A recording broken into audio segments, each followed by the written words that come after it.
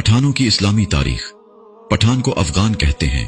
अफगान इसलिए कहते हैं कि अफगान हजरत सुलेमान अलैहिस्सलाम के एक बेटे का नाम था और उनको जिन्नात की जबान से प्यार हो गया था, तो उन्होंने अपने वालिद हजरत सुलेमान अलैहिस्सलाम से कहा कि आप जिन्नात को कहे कि मुझे अपनी जबान सिखाएं।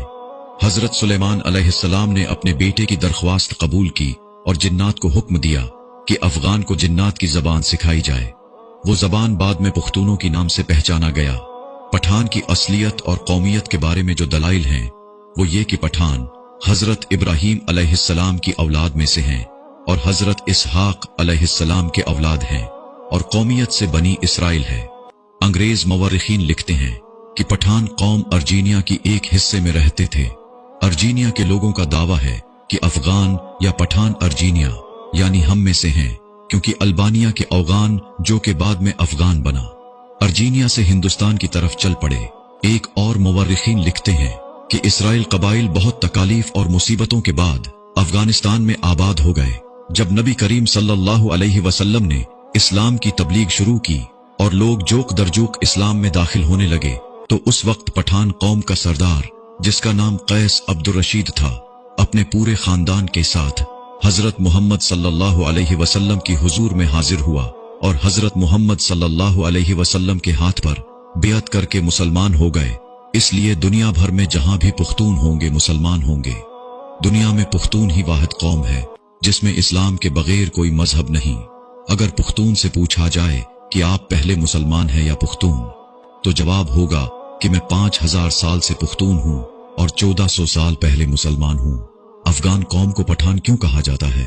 जब काफिरों ने मक्का पर कब्जा कर लिया तो हजरत मोहम्मद सल्लल्लाहु अलैहि वसल्लम ने हजरत खालिद बिन वलीद रजी अल्लाहु अन्हु को हुक्म दिया कि जाओ अपने अफगानियों को बुलाओ। जिहाद के लिए खालिद बिन वलीद रजी अल्लाहु अन्हु अफगानिस्तान चले गए और अफगान सरदार कैस अब्दुर रशीद को नबी करीम सल्लल्लाहु अलैहि वसल्लम का पैगाम अरसाल किया।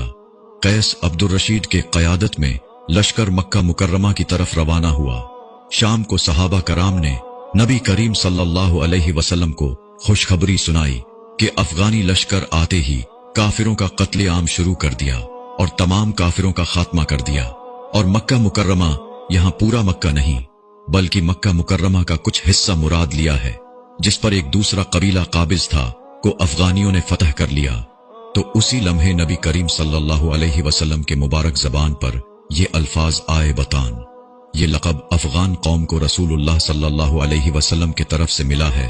बतान लफ्ज अरबी जबान के है, यानी सख्त तरीन लकड़ी, वो जो समंदरी जहाजों में लगाया जाता है, जिसे समंदरी पानी भी कमजोर नहीं कर सकता है। ये लफ्ज जब बरसगीर पहुंचा तो बतान से पठान हो गया, जैसा कि गोरी गोरी सूरी। इसके अलावा जब हजर अस्वद जन्नत का पत्थर चोरी हुआ तो अफगान कबाइल के लोग ही उसे यमन से बड़ी मुश्किलात और जंग के बाद वापस लाए।